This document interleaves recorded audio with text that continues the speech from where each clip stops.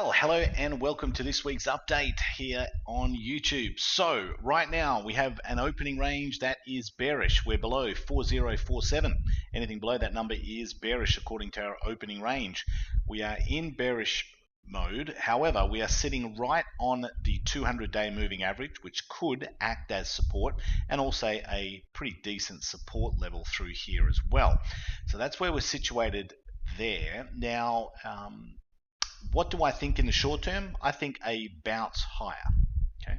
Yes, we are bearish. The last 3 of the 4 days we've moved down, but I do believe we could see a short-term bounce higher. The reason being, I'm looking at one of the market internals I use, which is the total put-call ratio for the SPX. Now, right now, that is sitting at the sorry, not for the SPX, there's another measure. We use Y charts for that. This is actually the total put-call ratio. And this right now, the 10-day moving average is what I look at. When that is 1, okay, 1 or higher, that is telling me that there is too much fear in the market. The markets are at a turning point. Everyone is hedged or everyone is short, looking for the markets to move down. Now, at this point, there's no one left to sell when the 10-day moving average is 1 on the total put-call ratio, right? There's no one left to sell. It's an insanity point. Looking for here for the markets to actually move up. So while we've seen some bearishness recently, this indicator is telling us that the markets could have a short-term bounce higher. Okay, market momentum, we're still seeing the amount of stocks that are above their 50-day moving average, above 50%, just above 50%, obviously moving down, but just above 50%, so that's still bullish right now. And, you know, the reason that we saw the markets move down on Friday was a couple of reasons. Hawkish talk from the Federal Reserve, we've seen bonds down, which means yields up. The 1-year anniversary of the Russian invasion is looming. You know, a red hot core PCE is another thing, which is personal consumption expenditures. That is showing that inflation is still very much here. Haven't got it under control yet. And all these things weighed in on the market on Friday, right? No doubt about it. However, we are still seeing some strong signs in the labour market. It's been very strong recently, some strong indicators coming out of Europe. Existing home sales and personal spending did miss though. So we'll see. But I think overall, the economy is still on a positive trajectory for now. So what I would say right now is a short-term move up based on this indicator, based on the fact that it's on the 200-day moving average, and also the fact that the US dollar, which has been moving up, right? This is inversely related to the market. So when this moves up, the US stock markets go down, right? They're inversely related. But right now it's up against a pretty significant level of resistance. Okay, so I'm expecting it to pull back from here, and that's another reason why I think the markets could have a short-term move up. Very short-term. Overall, long-term, big picture, I'm still looking for the markets to move lower, right? First step would be to move down to this trend line, which has been in place since January last year, right? I think we'll move down to here first. Remember, short-term, move up. Right? But then ultimately, I think we're going to move back down to this trend line. Once we break that, we're down to this pivot, and then obviously this pivot. I think ultimately where we're going to probably end up is where we were prior to the pandemic. Right? Trillions of dollars printed, and I think we're going to end up right back to where we were. That's my best educated guess. Okay. Short term though, bit of a bounce higher, but overall, several months going forward, I think we'll ultimately move lower. So having said all that, let's have a look at a position that we had on, right, which I showed all of you guys in real time. It's not something I'm going back and showing you something that worked and I didn't show you the actual trade in real time. I showed you this trade in real time. Netflix, right, a put debit spread. Now what we did is we set this up, we bought the 350 put, sold the 340 put. Okay, now I had the profit taker at 9.35 and the stop at 1.35. Right now, this put debit spread is worth $300.13. We bought it for $3.33, right? So $335 a contract to buy one of the spreads, right? And right now it's worth $813. So we're $478 or 143% return on risk for this trade in 3 weeks. 143%. It's fantastic, right? But I would say now to close the trade out. Why? Now, this is part of the learning, part of the education that I said I wanted to bring to you guys. Now, if you have a look at this, the risk to reward here has changed. Okay, it's changed. Now, when we first got in, $335 was the amount we were risking. Our potential upside was $665. Now, if you take into account we had a stop at $1.35, we're only risking $200 to make $600. Minimum trader's equation to make money is your risk must be half of the potential reward, or your potential reward must be twice as much as the risk you're taking to achieve it. So in this case, it was 3 times as high, right? So it was a 3-to-1 asymmetrical risk trade skewed in your favor, okay? Which is a fancy way for saying the potential money you could have made, profit, was 3 times higher than the risk. Okay, that's what it means. Now, you've always got to have that in all of your trades. If you're not trading with asymmetrical risk, you have no idea what you're doing, right? It's not about how many winning trades you have. It's how much you make on your winning trades, and very importantly, how much you lose on your losing trades, right? So you've got to make sure that every trade you get into, the potential profit is 2 or more times higher than the risk that you're taking to achieve it, right? So in this case, though, I'm going to close the trade out now. Why? Because the risk to reward has changed. Now, I've got $478 of profit already in the trade, okay? And from here, the maximum value of this spread is $10, right? $350 is the bought put and $340 is the sold put. $10, the difference between the two strikes is the maximum value of the spread. Can't be worth any more than that. So from here, with the spread being worth $813 now and us being 143% in profit, we can only make $187 more. Can you see that? $10 minus, or 10 minus $8.13 is $1.87, right? So we can only make $187 more for every one spread.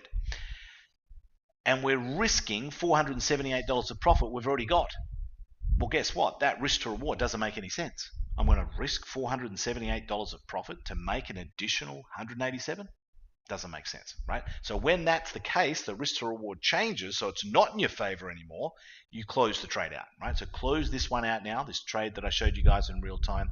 Huge winning trade, fantastic. I mean, just have a look at Netflix. Look at it on this chart here. You can see it moving down, probably see it a little more clearer here. Just a great trade, right? So we had a double top going on here. We had this trend line that it failed at, started to stall out here, and then we entered the position, right? So it worked really, really well. Love that trade. Fantastic winning trade. Now, another position we had on this week, which I talked about, was Google, right? We had a Google put spread. So let's have a look at what Google has done recently. Always looking at the charts, and you can see it's had a nice move down, right? So this had a bear flag, okay, a bear flag here, and then broke to the downside. Now, we've made some very good money on this. This is a 104% return in a week. Now, as a general rule, when I make 100% or more in a week on any trade, I close it out. That's a gift from the market. Take the gift, be happy, and lock the money away in your bank account where it's safest. Now, that's what we did there, right? So this was a very good looking trade, and it worked perfectly, right? We risked $26 a contract, and now it's worth $53 a contract, right? So we've made $27 of profit with a risk of 26. Okay, so 104% return in a week. Normally, I'd like to let it run out further, like the Netflix trade, and it still looks good, but I do have a rule that if you make 100% return in a week, you close the trade out, right? So that's what we're doing there with that one. Another great winning trade, okay? Very, very happy with that. Another trade that we had on was with Apple. This was a put debit spread as well. This one has made a 46% return in 2 weeks, and we're going to close that trade out also, right? We purchased this by buying the 160 put, selling the 155 for $270 a contract, and we put a stop at $1.70, so risking 100 to make 200. Okay, so our risk was was half what our potential profit was. And now we've made $123 a contract, or 46% return on risk in 2 weeks. It's a fantastic trade. Right? It's a fantastic trade. So you could certainly let the trade still run. Right? We have a look at Apple. Let's have a look. Still looking pretty good, right, to the downside. But like I said, I think we could see a short-term bounce in the market. So huge winning trade on Netflix. Close it out. 143% return. Google, 104% return in a week, and this trade 46% return in 2 weeks. Happy days, right? So I think close those out now. I think that's probably a smart idea. Now, as far as trying to show you guys a huge amount, it's pretty difficult in the limited time that we've got, but potential idea here could be Alibaba, right? Now, Alibaba's fallen from $120 to $89 in a month. That's a huge fall. Now, what I do for my members is I do something called a real value calculation. So it's a very complex calculation where I work out the intrinsic or real value of the company. So right now, my real value calculation for this company is $122.18. Right? So well above where it is at 89. Now, if you have a look at this, I'll just show it to you here. Alibaba. So Alibaba right now has an RSI, relative strength index, of 17. So anything below 30 shows you it's extremely oversold. So it's very oversold down there at 17. Now, I think this is going to, imagine anything below 30 is attached to elastic band. If it gets too far stretched down, like to 17, for example, it could snap back. Well, that do the price, snap the price back, right? Higher. So I think there's a very high likelihood of that happening. It's on a significant support level as well, right? Significant support level. It's very, very oversold, and I'm looking to play this to the upside without taking a lot of risk. Okay, without taking a lot of risk. Combined put call ratio, you know, we said that was bullish, expecting a move up over the next several days. That's another reason. Okay, so a couple of reasons, a couple of edges there, and it's sitting on support over sold, right? So having said all of that, what would I possibly do? Well, I would look at a call debit spread. Why? Because I don't want to take a lot of risk, right? It has been moving down, okay? I'm going to take this out to the 21st of April, right? So 54 days from now, giving myself a month and a half for this to get above $95. I'm looking for this to snap back up above $95. So you'd sell the 95, buy the 90, $200 a contract. Okay, that's the maximum risk without a stop. Right? Maximum risk even without a stop. If you accept the maximum risk of a trade, you can then trade without emotion, right? You can trade and you can see what the market is telling you, right? There's no emotional attachment to the trade once you accept the maximum potential worst scenario, which in this case is losing $200. Now, potential upside is 300. Now, we need a break-even above 92. You have to know what your break-even is, right, if you're doing any type of trade. We need it to finish above 92. Right now it's 89 by the 21st of April to be profitable. Okay, stop $1, and I've got no profit taker on this. I'm going to manage this from week to week manually. Okay, so I'm going to put a stop in at $1. I'm buying it for $2. I've got a risk of $100. My potential reward is 300. So my potential reward is 3 times higher than the risk that I'm taking. Asymmetrical risk working in your favor. Right? So I would set that trade up like that. That's a potential idea.